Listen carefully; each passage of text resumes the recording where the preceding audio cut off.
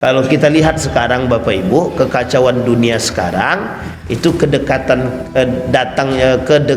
akan datangnya Dajjal itu sudah sangat terasa sekali.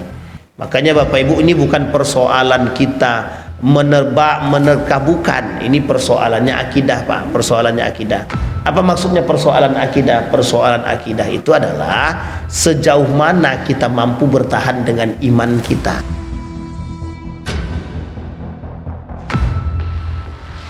Alhamdulillahi Rabbil Alamin. Alhamdulillahilladzi arsala rasulahu bil huda wa dinil haq liyudhhirahu 'ala ad-dini kullih wa kafa billahi shahida. Ashhadu an la ilaha illallah wahdahu la syarika lah wa ashhadu anna Muhammadan 'abduhu wa rasuluh la nabiyya ba'd. Allahumma salli wa sallim wa barik ala hadha an-nabiyyil karim. Allahumma salli ala Muhammad wa ala ali Muhammad fil alamin innaka Hamidum Majid.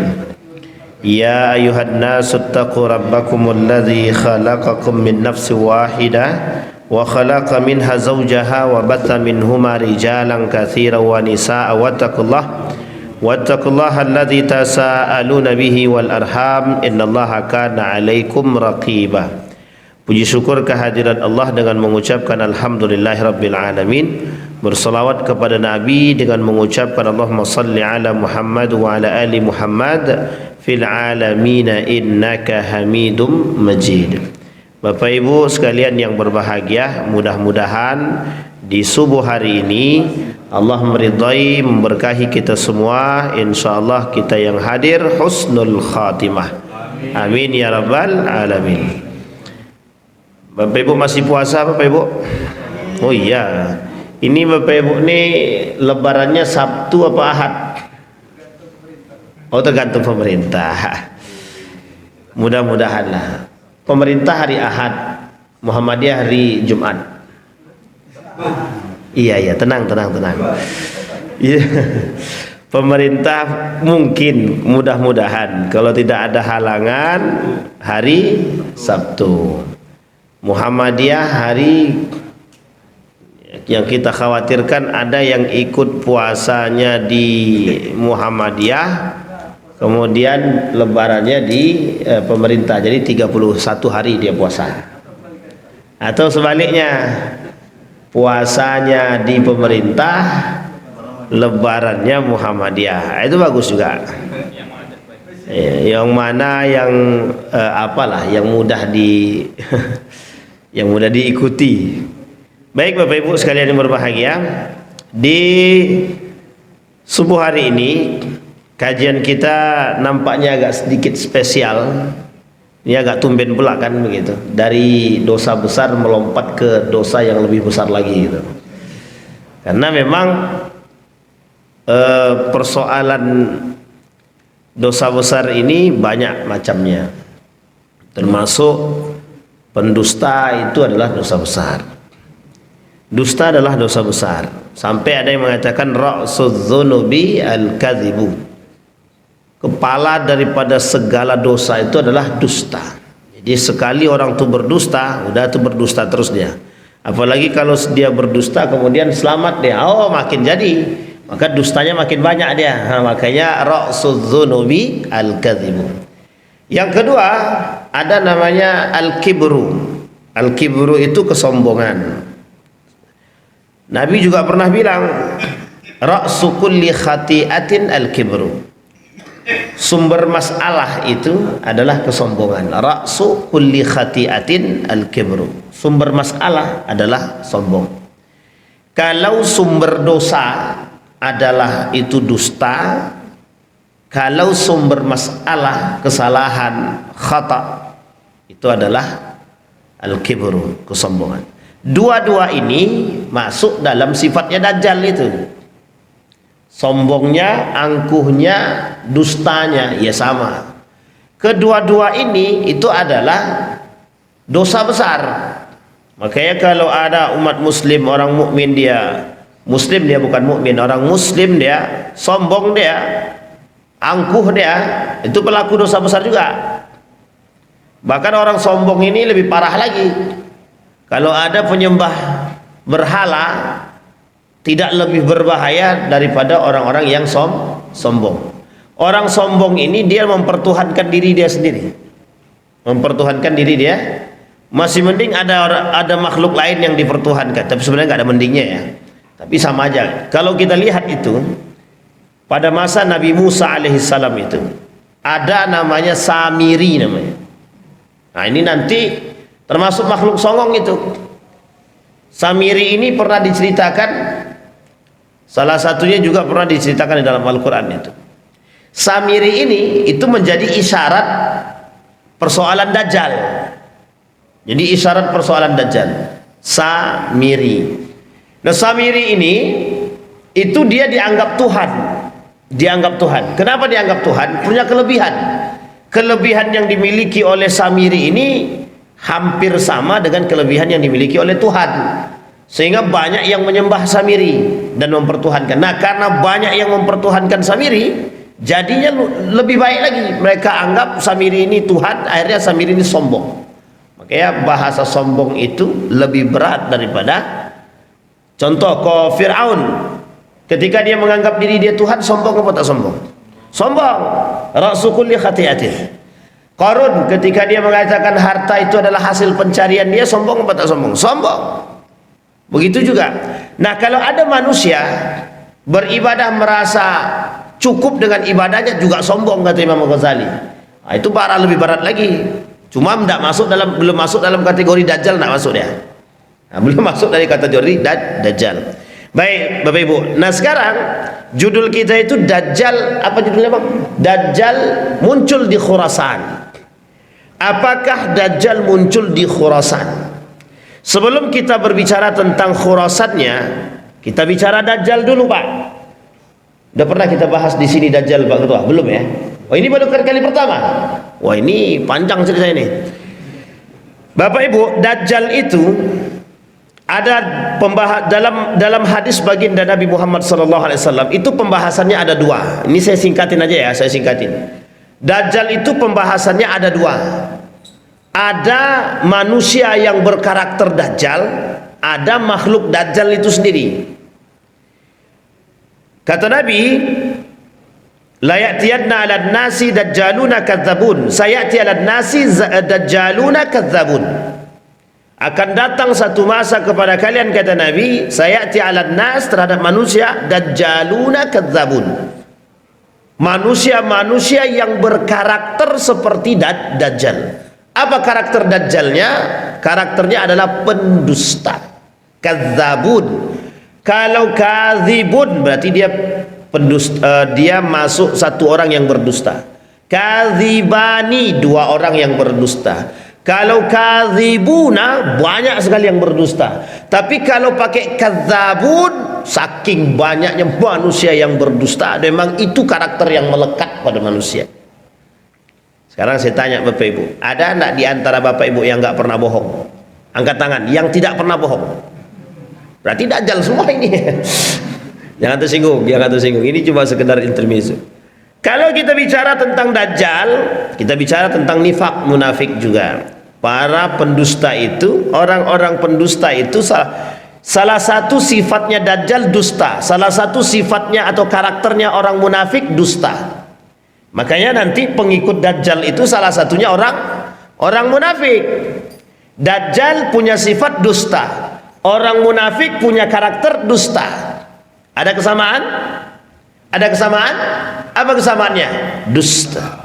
Makanya disampaikan oleh Nabi, Dajjaluna kadzabun. Mereka para pendusta-pendusta dimiripkan atau disamakan karakternya itu seperti Dajjal.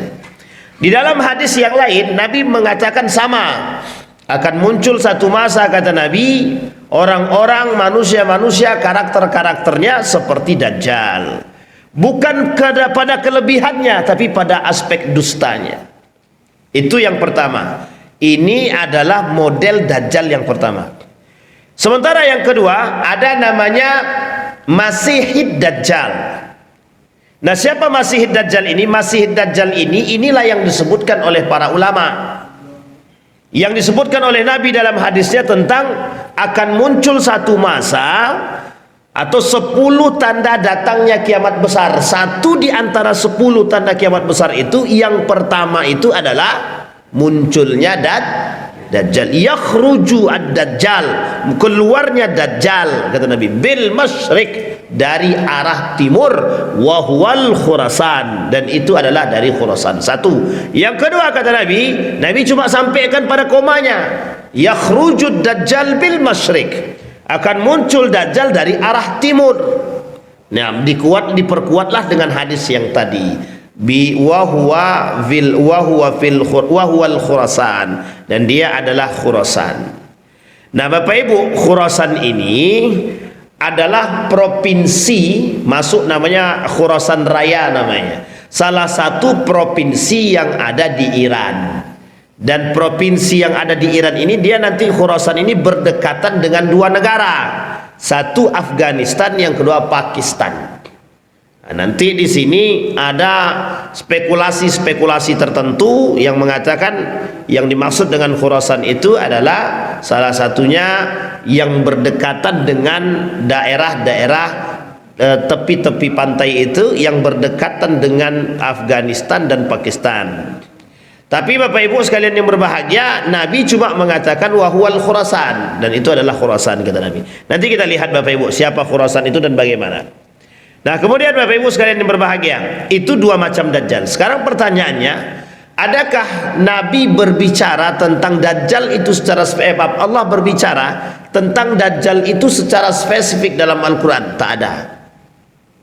Kalau Bapak Ibu tanya, ada tidak dalil Al-Quran tentang Dajjal? Tidak ada. Nabi tak ada sebutkan dalam Al-Quran, cuma disebutkan oleh Nabi dalam hadis, itu saja. Makanya di dalam Al-Quran tidak disebutkan. Ini juga menjadi persoalan bagi sebagian kalangan yang mengatakan, mengapa sebesar ini fitnahnya Allah tak sebutkan dalam Al-Quran. Nah, itu yang menjadi persoalan sebagian kalangan. Tapi terlepas daripada apapun itu, kalau kita merujuk kepada pemahaman, kalau kita merujuk kepada pemahaman baginda Nabi Muhammad SAW, kalau kita melihat makna Al-Quran dan hadis, kalau yang tidak ada di Al-Quran itu belum tentu tidak ada di hadis. Kalau ada di hadis, bisa jadi penjelasan yang ada di Al-Quran. Jadi begitu modelnya Bapak Ibu. Maka 2 ini tidak akan pernah terpisah, Al-Quran dan hadis itu tak bisa dipisah, karena hadis menjelaskan apa-apa yang ada di dalam Al-Quran. Di dalam Al-Quran sifatnya umum, makanya dikatakan oleh sebagian para ulama Al-Quran itu mengatakan tentang cerita Dajjal itu ada kesamaan pada umatnya Nabi Musa yang namanya disebut sebagai Samiri. Samiri itu umurnya ditangguhkan ila yaumis sa'ah. Jadi umurnya Samiri ini ditangguhkan sampai hari kiamat. Makanya disebutkan di situ, apakah yang dimaksud dengan Dajjal itu adalah Samiri atau ada makhluk lain. Nah, Bapak Ibu sekalian yang berbahagia, sekarang kita masuk pada poin yang pertama, Dajjal yang bersifat, atau manusia yang bersifat seperti Dajjal. Kita lihat dulu karakter Dajjal. Yang pertama adalah pendusta. Kalau kita mengatakan pendusta, kata Nabi, akan muncul satu masa sab'una kadzab, kata Nabi. Dinukil oleh Syekh Hasim Al-Asy'ari dalam kitabnya Ahlus Sunnah wal Jamaah, ada satu hadis yang berbicara tentang munculnya para pendusta. Ada hadis pertama mengatakan 30 para pendusta. Tapi dari hadis yang lain mengatakan 70 para pendusta. Lah, kalau kita rujuk kepada 70 dan 30 para pendusta itu, kalau kita tengok sekarang, itu sebenarnya tak sebanding itu. Sekarang ini tak sampai dari, mungkin 0,001% lah. Jadi 370 itu. Saking banyaknya manusia yang berdusta hari ini. Kalau bahasa yang lain mengatakan tidak ada manusia yang tidak pernah berdusta.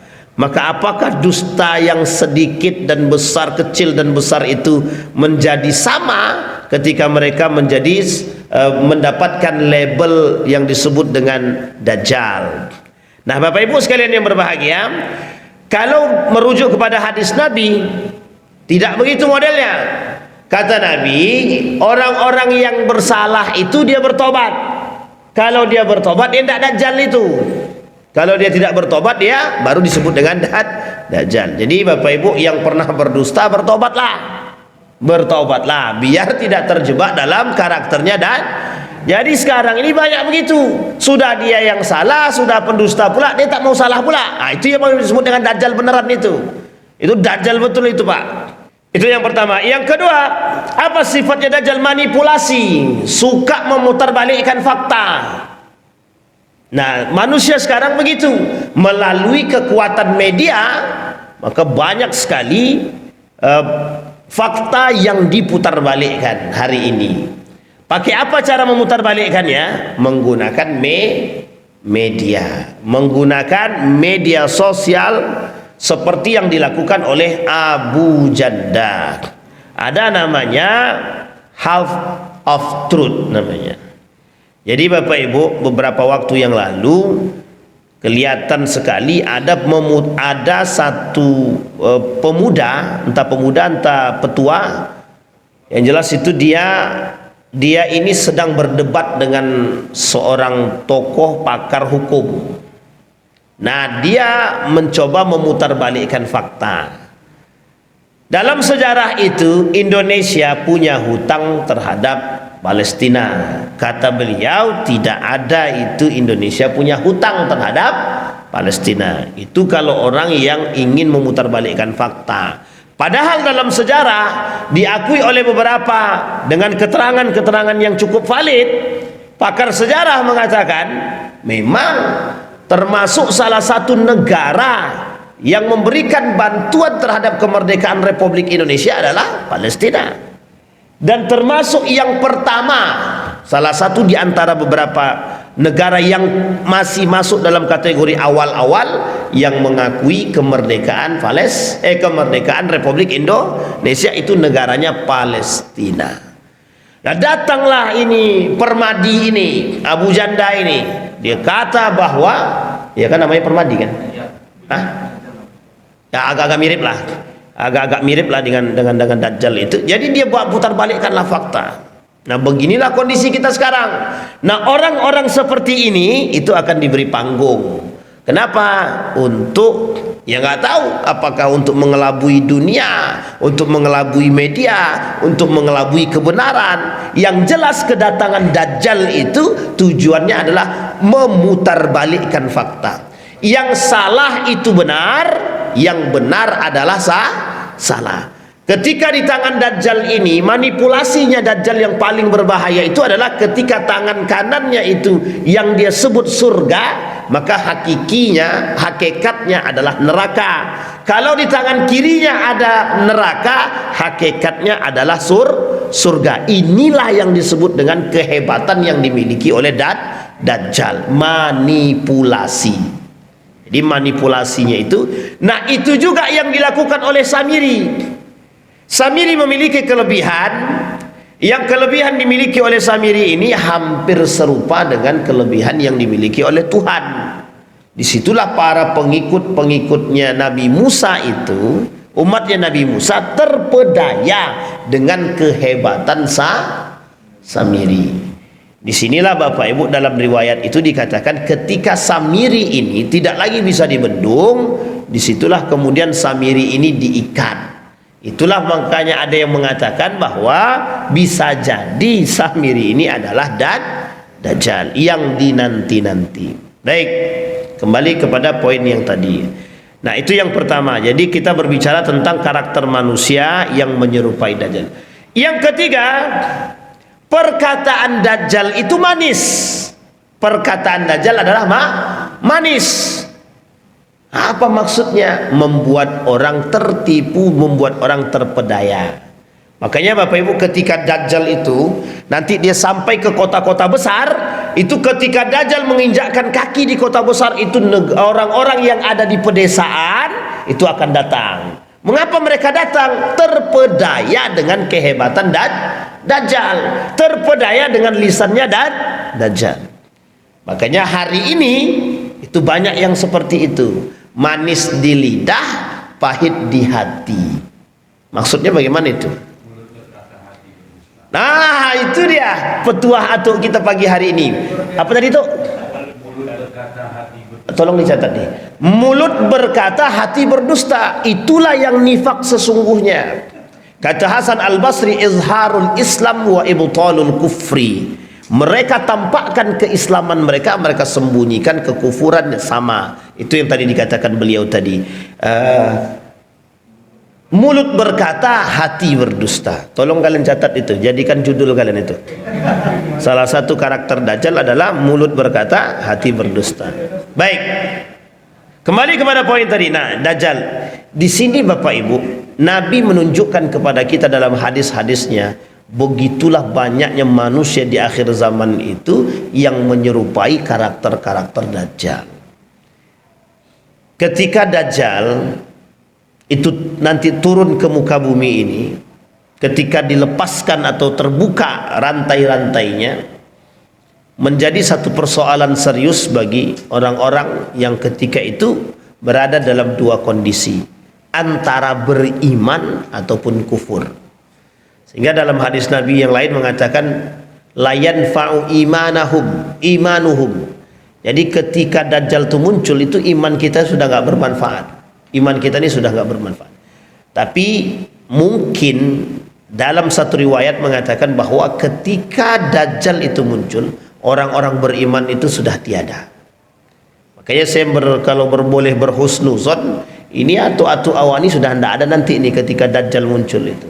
Insya Allah, amin. Memang harus begitu.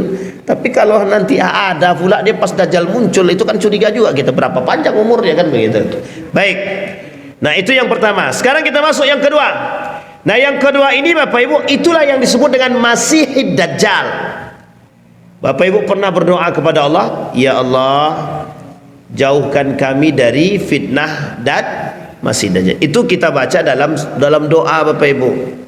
Jadi kalau Bapak Ibu sholat wajib, sebelum mau sholat wajib, mau sholat sunnah, sebelum salam itu ada doa yang disunnahkan Nabi.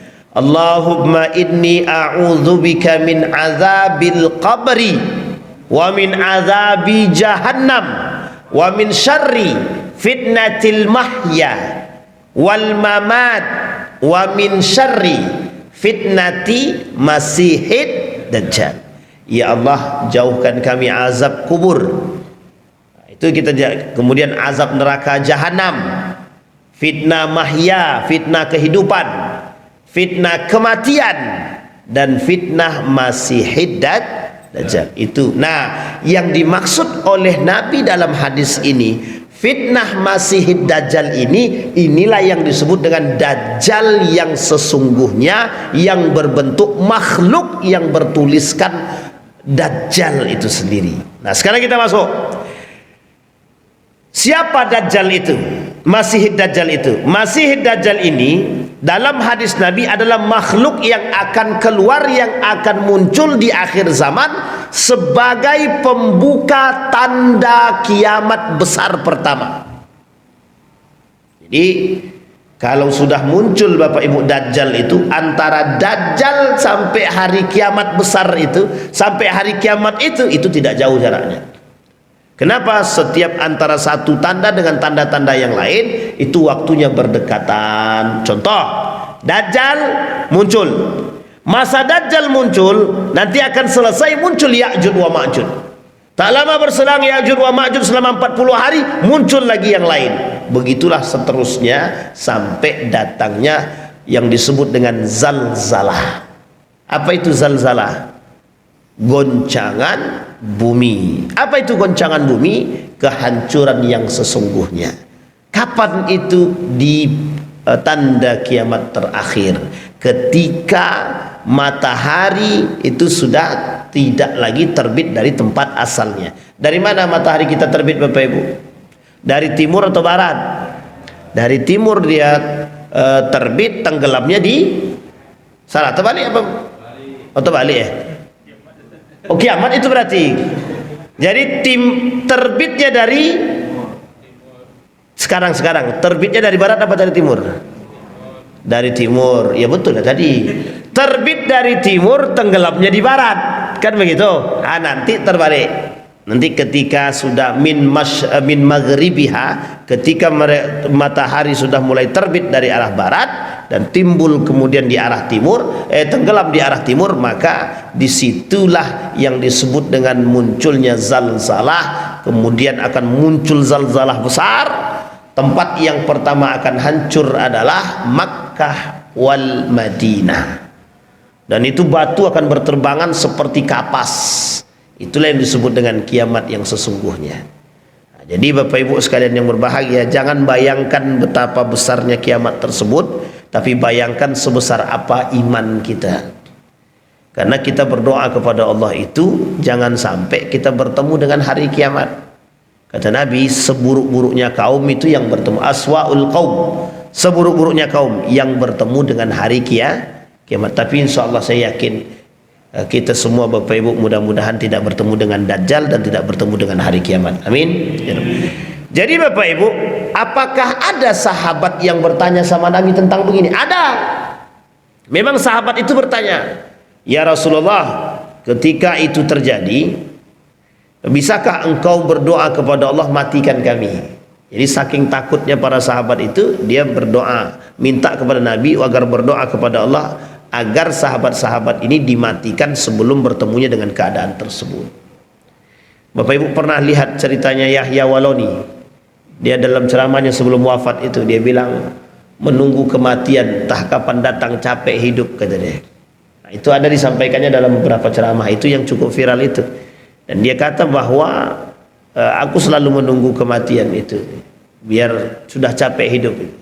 Karena memang dengan kondisi-kondisi sekarang ini sangat mengkhawatirkan. Dia sendiri, benar apa tidaknya terlepas daripada itu, beliau mengatakan sudah capek dengan fitnah dunia yang begini besar, yang begitu kejam, sehingga dia takut.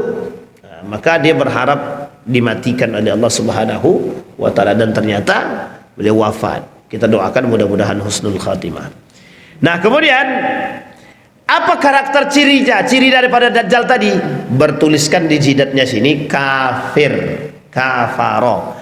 Tapi kalau sekarang kan belum ada, Bapak nampak kan orang-orang yang ada tulisan jidat di sini kafir, belum ada kan? Nah, belum ada nampak di jidat mereka itu bertuliskan kafaro, belum ada. Yang kedua, bukan hanya kafir saja, matanya cuma satu. Nah, sekarang ada tak Bapak Ibu tengok orang mata satu? Ada Ustaz, si buta dari gua hantu, mata satu, bukan begitu, bukan orang buta, bukan, ini tidak ada kaitannya dengan orang buta. Mata satu di sini, dia matanya cuma satu. Inilah yang disebut oleh para ulama makhluk yang sesungguhnya itu, yang berbentuk itu adalah seperti tadi, tulisan di sininya kafara, kemudian matanya cuma satu. Singkat cerita Bapak Ibu sekalian yang berbahagia, disebutkan oleh Nabi dalam hadisnya tentang karakter itu. Jadi kalau nampak kita itu berarti itu Dajjal. Nah, apakah ada kehebatan Dajjal yang diberikan oleh Allah? Ada. Apa salah satu kehebatannya? Tunjuk langit, langit turun, air hujan turun. Tunjuk mayit, mayit hidup. Makanya Bapak Ibu, perkataannya Dajjal itu berpengaruh, bisa memanipulasi, bisa membuat tipu daya manusia. Sehingga ketika Dajjal itu berbicara, seolah-olah yang diucapkan Dajjal itu adalah benar. Dan akan banyak manusia-manusia ini yang akan mengikutinya. Kemudian selanjutnya, di mana tempat keluarnya Dajjal? Kalau memang ternyata Dajjal itu akan datang, di mana tempat tinggalnya, tempat lahir keluarnya? Baik, tempat keluarnya Dajjal, ala innahu fi bahri Syam. Ketahuilah sesungguhnya dia Dajjal berada di laut Syam. Di mana laut Syam itu? Di mana Bapak Ibu? Yang sekarang menjadi rebutannya Yahudi. Nanti antara sungai, ada dua sungai. Pertama Efrat, yang kedua sungai Nil. Ini akan menjadi dua tempat misterius di akhir zaman, dan menjadi satu batasan lintas daripada negara Yahudi. Nah, jadi Bapak Ibu, salah satu syarat munculnya Dajjal itu kekacauan dunia yang tiada tara, kekacauan yang begitu ekstrim, baru muncul Dajjal. Pembunuhan antara satu dengan yang lain, tidak nampak lagi kebaikan dunia, barulah bisa dikatakan muncul Dajjal nanti. Baik. Kemudian dikatakan au bahrul Yaman, atau dari lautnya Yaman. La bal min qibalil masyriq. Tapi kata Nabi bukan dari situ, tapi dari arah timur. Kemudian dikatakan mahwa, apa itu? Min qibalil masyriq mahwa, dari sisi timur, dari arah timur. Siapa dia? Dari mana dia?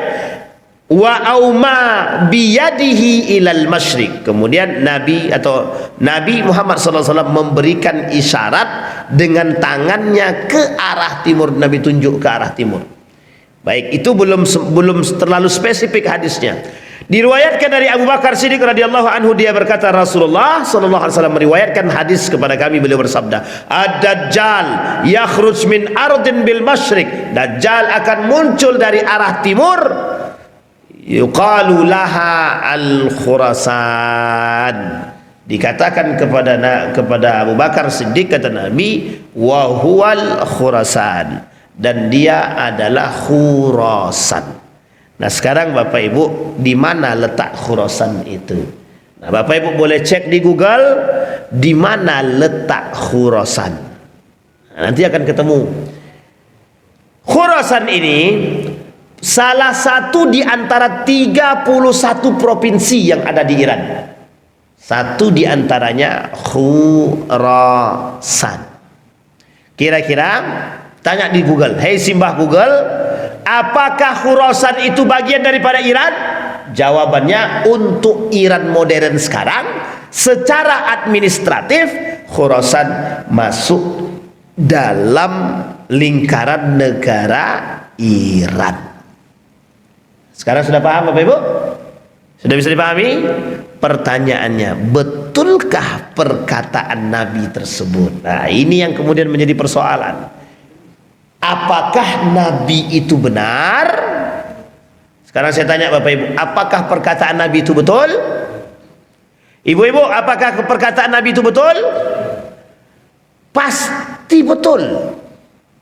Pasti betul. Hanya saja cara memahami kalimat-kalimat yang ada dalam hadis Nabi ini butuh ilmu untuk memahaminya. Nah, jadi bil masyriq, ardun bil masyriq ini Bapak Ibu diterjemahkan oleh para ulama, itu salah satunya adalah Khurasan ini, merujuk kepada hadis Nabi yang memperkuat keberadaan hadis yang tadi. Sekarang pertanyaannya, mengapa harus Khurasan? Kenapa sih kok dari Khurasan lahirnya atau munculnya Dajjal tersebut? Sekarang kita lihat dulu di sisi Iran ini. Di Iran ini Bapak Ibu ada 2 tempat yang dihuni oleh orang Yahudi, dan banyak orang Yahudinya. Satu, Isfahan. Yang kedua, Teheran. Teheran ini salah satu pusat kota yang ada di Iran, dan banyak sangat orang-orang Yahudinya. Yang kedua, Isfahan. Isfahan ini bagian kota di antara bagian-bagian yang ada, atau di antara kota-kota yang ada di Iran. Satu di antaranya adalah Isfahan. Dan di Isfahan ini banyak daripada orang-orang Yahudi yang tinggal di situ. Bisa dipahami Bapak Ibu ya? Orang Yahudi tinggal di Isfahan. Sekarang muncul pertanyaan, lah kok bisa orang-orang Yahudi ini kok tinggal di Iran?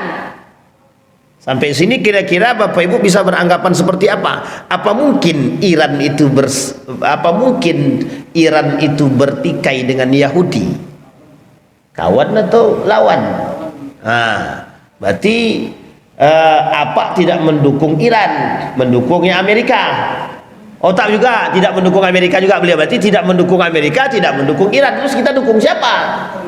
Oh, cerita dulu. Oke, baik, betul. Itu cerita dulu. Nah, di dalam buku ini, Tafsir Sesat karangan Fahmi Salim itu khusus menceritakan tentang pengkhianatan Syiah. Nah, kita tak berbicara Irannya, tapi kita berbicaranya Syiah. Apakah sama Iran dan Syiah ini? Tidak sama pada awalnya. Itu panjang lagi ceritanya. Ini atau berapa SKS nih baru bisa selesai nih. Kita kembalikan Bapak Ibu, kita kembalikan. Nah, singkat cerita Bapak Ibu, singkat cerita, mengapa kok ada Yahudi di sini? Nah, ini kita kuliti sedikit sejarahnya. Kok bisa di Iran itu ada Yahudi? Nah, dulu ada namanya perang Persia dan Babilonia. Dulu orang Babilonia ini, raja-raja Babilonia ini pernah memperbudak orang Yahudi dalam satu tragedi disebut dengan Sabi Babli. Namanya Sabi Babli. Sabi itu adalah Yahudi, kemudian Babli Babilonia. Jadi pembuangan, Sabi itu pembuangan. Jadi pembuangan di Babilonia, orang-orang Yahudi yang dibuang ke Babilonia. Ustadz, Babilonia itu di mana? Sekarang namanya Irak. Sekarang namanya Irak. Mesopotamia pada masanya, Kufah pada masa Ali, sekarang namanya Irak. Jadi Bapak Ibu, orang Yahudi ini ketika dibuang ke Babilonia di Irak itu oleh raja-raja di sana, raja Irak, diperbudaklah Yahudi tadi sampai mereka sampai hari ini itu tidak punya simpati yang kuat terhadap Irak itu, karena memang mereka merasa diperbudak. Nah, nanti Bapak Ibu, dia punya kawan, dan kawan itu sudah kontrak lama. Nah, itulah yang kemudian kerajaan besar pada masa kerajaan Babilonia sama, ada saingan kerajaan namanya Persia. Nah, bisa dipahami? Bisa dipahami Bapak Ibu ya? Ini sejarahnya. Persia itu dulu, sekarang namanya Iran. Lah kok bisa Ustaz ada orang Yahudi di situ? Dulu ketika Iran ingin menghancurkan Babilonia itu, berkhianatlah yang diperbudak ini tadi bekerja sama dengan Persia. Itulah mengapa orang-orang Yahudi ini ada di Persia dengan dua kontrak kerja. Kontrak kerja pertama, kalau nanti menang Persia atas Babilonia, maka orang Yahudi harus dikembalikan kepada tempat asalnya yang disebut dengan Palestina. Jadi dalam sejarah, Persia ini termasuk negara pertama yang memberikan tanah kepada orang Yahudi untuk tinggal di Yerusalem, Palestina. Hah? Itu belum, masih panjang lagi. Ini masih Babilonia dan Persia, belum masuk perang dunia pertama, masih panjang sekali. Ini jauh sekali, masih panjang. Ini kalau kita kaji lagi perang dunia pertama, wah itu kacau lagi, panjang lagi. Kapan waktu Pak kita bahas sejarah-sejarah begitu? Singkat cerita Bapak Ibu sekalian yang berbahagia, kembali kepada poin tadi. Disinilah Bapak Ibu kontrak kerja kedua. Apa kontrak kerja kedua? Dibuatlah tempat. Jadi gini, oleh Persia, satu bentuk rasa terima kasih terhadap orang Yahudi yang membantu orang-orang Persia tadi, maka diberikanlah tempat di Iran, di Persia itu untuk orang-orang Yahudi tinggal. Apakah itu Isfahan secara utuh? Tidak begitu dulu. Ada ininya, ada sejarahnya. Dulu tinggal di kawasan Persia, setelah tinggal beberapa lama dan beranak pinak mereka, diberikanlah satu tempat khusus untuk mereka untuk tinggal yang disebut dengan perkampungan Yahudi. Nama perkampungan Yahudi itu adalah namanya Isfahan. Nah, jadi ada satu kota di Iran itu namanya Isfahan. Nah, Isfahan ini memang penghuninya adalah orang-orang Yahudi. Sekarang jumlah penduduknya ada sekitar 15, lebih kurang 15.000. Lihat hadis Nabi selanjutnya Pak. Apa kata Nabi? Yakhrujud dajjal min Yahudiyah Asbahan ma'ahu sab'una alfan minal Yahud. Yahudi, kata Nabi, Dajjal akan keluar dari perkampungan Yahudi Asfahan, dan orang-orang Yahudi yang Asfahan ini ada berjumlah 70.000 yang akan mengikuti, menjadi atau mensupport daripada Dajjal. 70.000. Sekarang sudah berapa? Lebih kurang 15.000. Berarti butuh berapa lagi menuju 70.000? 55. Sekarang kita lihat, apakah cuma ada di Isfahan Yahudi itu? Tidak. Yahudi ada di Teheran. Teheran juga ada. Apakah sama Yahudi Teheran ini dengan Yahudi Isfahan? Berbeda. Apakah sama Yahudi yang ada di Israel dengan Yahudi yang ada di Isfahan? Berbeda. Apakah sama Yahudi yang ada di Jerman, Prancis, Inggris, Belanda, Amerika dengan Yahudi Isfahan? Tidak, berbeda. Yahudi Isfahan memiliki karakter sendiri, ciri khas sendiri. Tapi ada tapinya. Para pengamat mengatakan begini, ketika Israel ini hancur, salah satu tempat yang akan mereka untuk pergi, salah satu tempat mereka untuk pindah ketika Palestina merdeka, salah satunya adalah Iran. Mereka tidak ke Eropa lagi. Dulu Bapak Ibu ada cerita mengapa kok Yahudi ini pindahnya ke Eropa dulu. Di Eropa banyaknya dulu. Ada di Prancis, Belanda, ada di Jerman, ada di Prancis, ada di Inggris, ada di Belanda, ada Amerika, dan lain sebagainya. Ini ada sejarahnya sendiri. Mengapa orang Yahudi itu lebih enak tinggal di Eropa daripada tinggal di sisi itu? Karena mereka nomaden. Jadi Yahudi ini adalah kelompok nomaden. Apa itu? Tidak punya tempat tinggal khusus.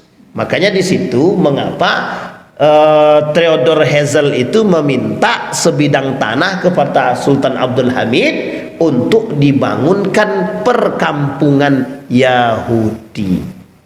Jadi pengkhianat itu Pak ya, tidak pernah dalam sejarah mulai dari dulu sampai sekarang itu orang-orang Yahudi itu tidak berkhianat. Dari dulu Pak, dari dulu itu pengkhianat. Lawak berkawan sama pengkhianat kan kacau tuh. Kita berkawan pula dengan pengkhianat. Makanya Bapak Ibu kita berdoa semoga Pak Prabowo ini keluar dari BOP gitu kan. Itu kan doa kita. Masalah benar tidak benar itu belakangan lah dulu. Kita berharap Pak Prabowo menarik diri daripada keikutsertaannya di BOP. BOP itu Board of Peace. Kenapa Pak? Itu yang kita khawatirkan sekarang nih. Mudah-mudahanlah panjang umur dia. Baik. Kemudian adakah tempat yang tidak diinjak oleh Dajjal? Ada. Tempat yang tidak dimasuki oleh Dajjal ada dua. Makkah, Madinah. Tapi bagaimana dengan yang di Palestina? Oh jangan salah. Itulah sumber tempatnya perperangan besarnya nanti. Jadi Bapak Ibu sekitaran. Nah sekarang kita lihat.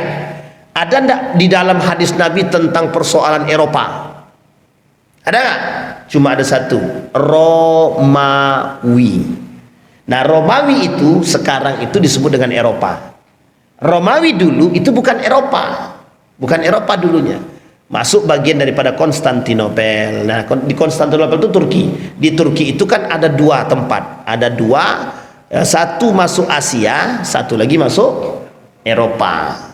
Disinilah dulu disebut dengan Romawi. Yang Romawi ini pernah menaklukkan Persia dan pernah ditaklukkan oleh umat Muslim. Jadi gini Bapak Ibu, dulu ada perang antara Romawi dengan Persia. Di antara dua ini datanglah tengah-tengah Pak. Siapa tengah-tengah ini?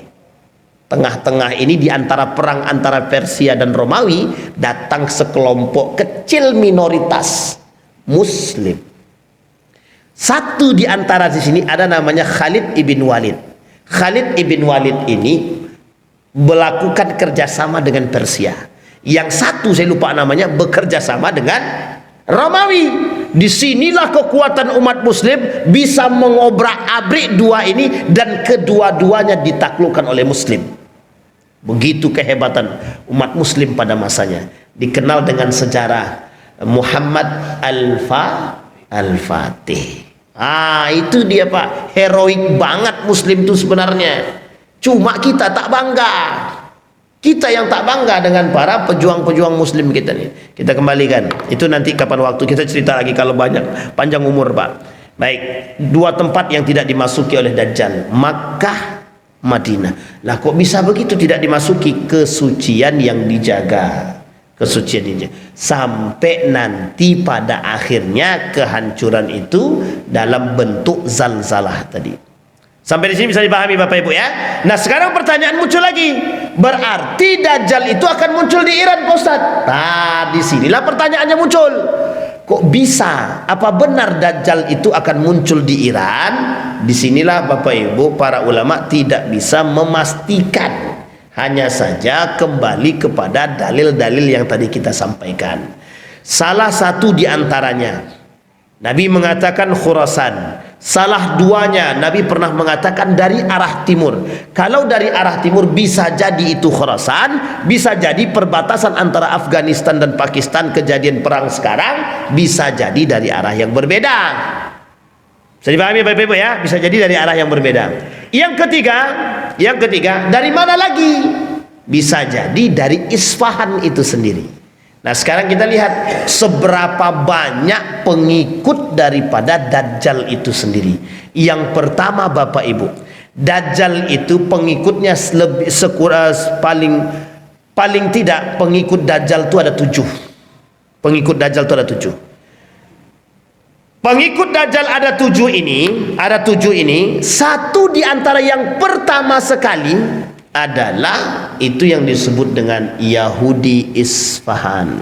Yahudi Isfahan ini tinggalnya di Iran. Jadi Bapak Ibu sekalian yang berbahagia, kalau kita kembalikan lagi pengikut-pengikut Dajjal yang pertama sekali yang akan bersama dengan Dajjal itu, yang pertama sekali adalah yang disebut dengan Yahudi. Bisa dipahami Bapak Ibu ya? Nah sekarang pertanyaannya muncul lagi Pak,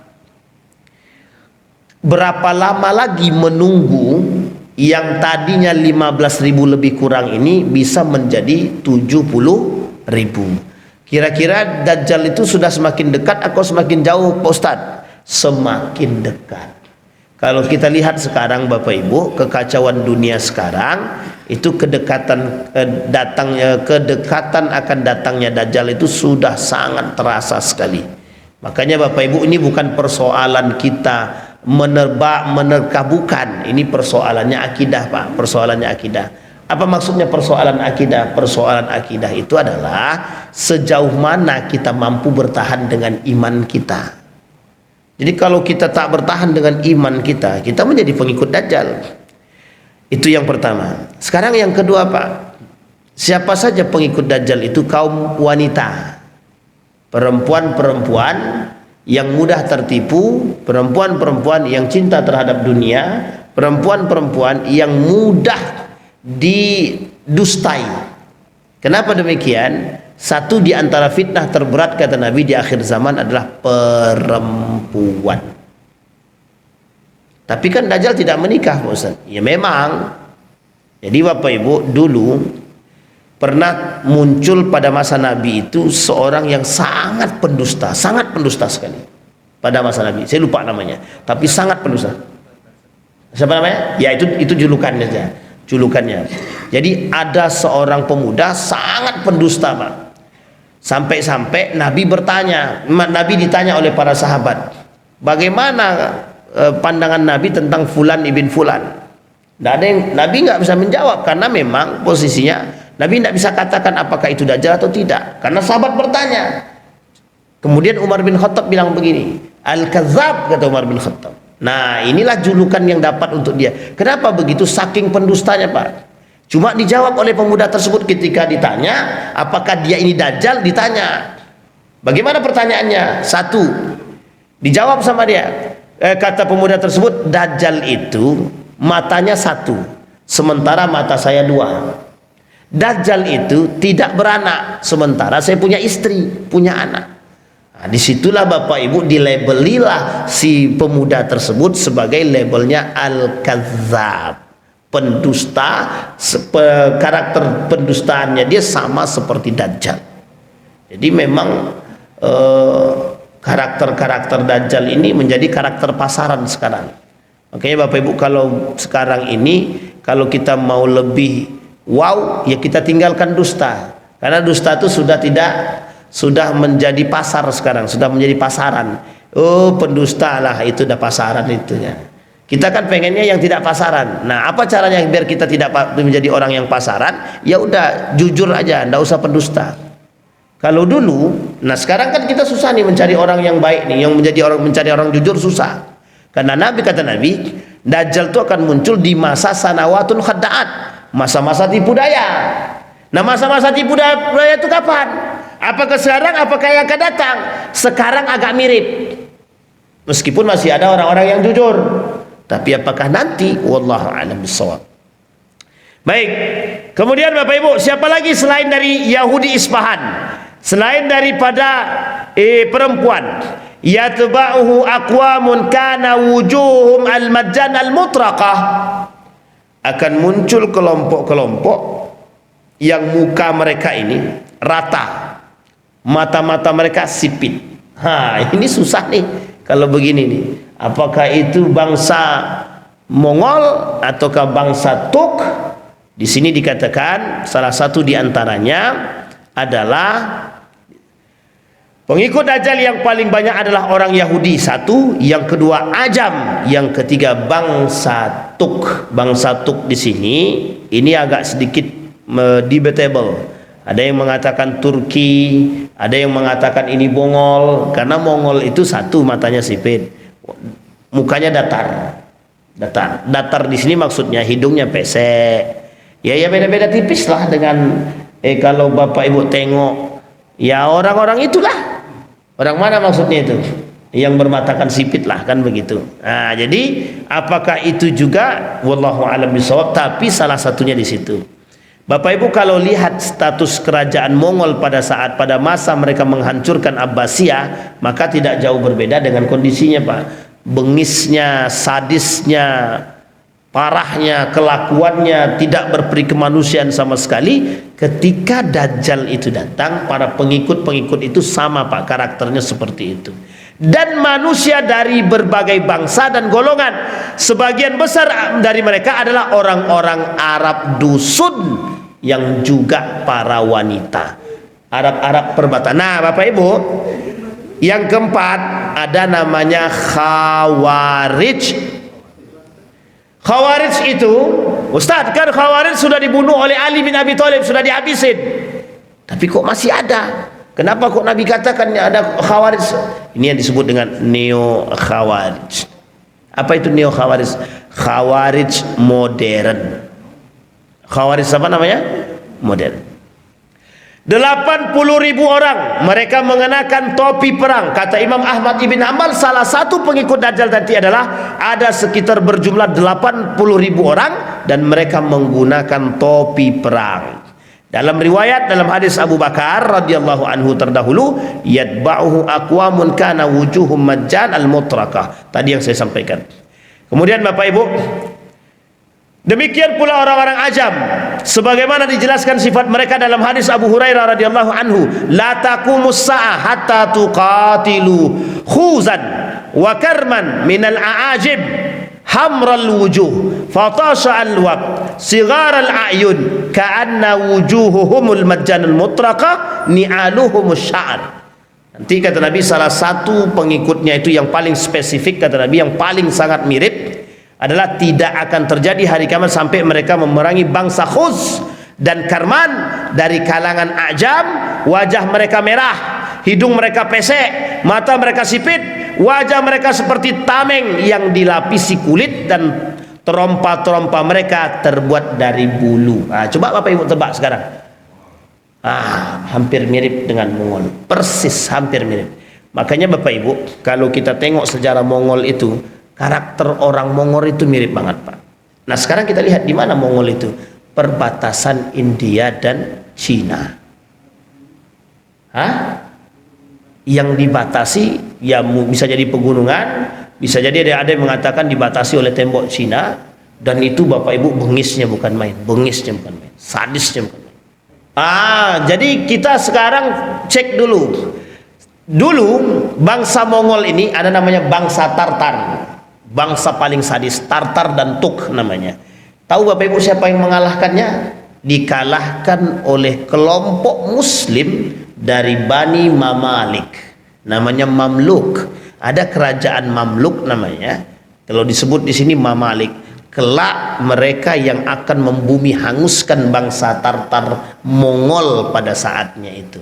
Dan mereka rebut kembali dalam sejarah Islam itu, mereka habisi, Pak. dan itu tidak ditinggalkan, sama persis seperti ketika mereka membumi hanguskan kelompok-kelompok yang ada di Abbasiyah itu, dan tidak mereka tinggalkan, sama Pak. Begitu juga yang dilakukan oleh bangsa Tartar. Nah, itu ada sejarahnya sendiri. Dalam perang Tartar itu antara kerajaan Mamluk dengan bangsa Tartar. Nah, siapa Tartar tersebut? Mongol tadi. Makanya Bapak Ibu kadang kita berspekulasi, apakah benar yang mata-mata sipit ini wallahu a'lam bishawab, kan begitu? Apakah itu Sin, Cina, ataukah itu Asia? Dan Asia kita nggak tahu siapa Asia di sini. Kalau ditengok wajah-wajah abang-abang kita ini depan ini, ada yang mancung, ada yang pesek. Jadi yang pesek-pesek saja lah mungkin itu. Nah, tapi yang mancung-mancung tak masuk. Hah? Itu dia. Insya Allah tak. Semua sama. Baik. Sampai di sini bisa dipahami Bapak Ibu sebelum kita tutup. Nah, Bapak Ibu sekalian berbahagia. Ada kemudian pertanyaan. Dajjal akan turun pada tanah lembab di Mirqanah. Maka orang yang paling banyak keluar bersamanya adalah para wanita. Sehingga seseorang kembali kepada mertuanya, kepada ibunya, anak putrinya, saudara perempuannya dan bibinya. Lalu dia menguatkan hati-hati mereka sebab khawatir mereka keluar bersamanya. Jadi Bapak Ibu ketika Dajjal datang, itu para suami-suami itu sudah mulai khawatir. Nah, sekarang aja suami-suami udah pada khawatir. Ini istriku sama laki mana, kan begitu. Hampir mirip lah. Jadi Bapak Ibu nanti ketika Dajjal itu turun, itu semua pintu-pintu rumah itu ditutup dengan rapat, serapat-rapatnya. Dia khawatir istri-istri mereka ini mendengar dan keluar. Ketika istri mereka mendengar dan keluar, maka perempuan-perempuan tersebut akan berdatangan. Nah Bapak Ibu, kesimpulan pertama, apakah Iran itu Dajjal? Kita jawab Bapak Ibu. Pada masanya Iran itu Sunni, Persia itu Sunni pada masa Abbasiyah, dan ada terjadi perubahan pada masa dinasti Safawiyah, merubah dari Sunni ke Syiah. Sekarang pertanyaannya muncul, apakah di Iran tadi ada tempat-tempat tertentu penghuninya orang-orang Yahudi? Ada. Apakah benar Iran itu nanti akan menjadi tempat munculnya Dajjal? Secara hadis Nabi mungkin. Tapi ada tapinya Bapak Ibu, kita tidak bisa memastikan secara pasti karena masih ada beberapa hadis tertentu yang memang masih menjadi spekulasi, diperdebatkan oleh para ulama. Yang ketiga, mengapa Iran sekarang lebih kuat atas negara-negara kafir? Bagaimana? Apakah kalau memang Iran itu adalah tempat keluarnya Dajjal, mengapa Iran hari ini berkuasa dan kuat terhadap negara-negara tersebut? Jawabannya sederhana. Iran punya masa lalu yang cukup heroik sehingga mereka merasa diri mereka selalu di atas angin untuk tidak bisa ditaklukkan oleh negara-negara tertentu. Itu salah satunya di antara sekian banyak alasan. Yang keempat Bapak Ibu sekalian yang berbahagia, apa yang terpenting daripada persoalan Dajjal di Iran ini? Persoalannya sederhana saja. Iman, akidah kita harus kuat, iman kita harus kuat. Maka Bapak Ibu ketika Dajjal itu muncul, yang tidak tersentuh oleh Dajjal, yang tidak mengikuti Dajjal, setidaknya ada 3 kategori. Satu, orang yang terbiasa membaca surah Al-Kahfi atau yang memang selalu membaca Al-Quran. Yang kedua, orang yang kuat imannya, teguh akidahnya. Yang ketiga, orang yang selalu berdoa kepada Allah, ya Allah jauhkan kami dari azab api neraka, azab kubur, fitnah kehidupan, fitnah kematian, dan fitnah Masihid Dajjal. Orang yang mendawamkan ini, yang terus berdoa kepada Allah dari 3 doa tersebut, memperkuat iman, membaca Al-Quran, surah Al-Kahfi dan lain sebagainya, kemudian mereka selalu berdoa kepada Allah, insya Allah orang-orang seperti ini yang akan diselamatkan oleh Allah Subhanahu wa Ta'ala. Kapan itu? Pada saatnya. Banyakkah mereka? Tidak, mereka hanya segelintir orang saja. Makanya Bapak Ibu ketika itu umat mukmin itu hanya segelintir, sedikit orangnya. Jadi tak banyak. Yang paling banyak apa? 2, kafir, munafik. Karena memang mereka adalah pengikut-pengikut setianya Dajjal. Saya kira itu saja Bapak Ibu sekalian yang berbahagia. Jadi boleh berspekulasi, tapi harus ada referensi. Jangan berspekulasi jika menabur benci. Mudah-mudahan ada manfaat. Fa'tabiru ya ulil absar la'allakum tuflihun. Kita berdoa kepada Allah. A'udzubillahi minasyaitonir rajim. Bismillahirrahmanirrahim. Hamdas syakirin, hamdan naimin, hamdan yuafi ni'amahu wa yukafi mazidah. Ya Rabbana lakal hamdu kama yanbaghi li jalali wajhikal karim wa 'azimi sultanik. Allahumma faqihna fid din wa 'allimna ta'wil. Allahumma ansur man nasara ad-din wa khudhul man khadhala al-muslimin. Allahumma arina al-haqqa haqqan warzuqna ittiba'ah وارنا الباطل باطلا وارزقنا اجتنابه اللهم اغفر لهم وارحمهم وعافيهم واعف عنهم واكرم نزولهم ووسع مدخلهم واجعل الجنة مثواهم يا ارحم الراحمين ربنا آتنا في الدنيا حسنة وفي الآخرة حسنة وقنا عذاب النار والحمد لله رب العالمين. السلام عليكم ورحمة الله وبركاته.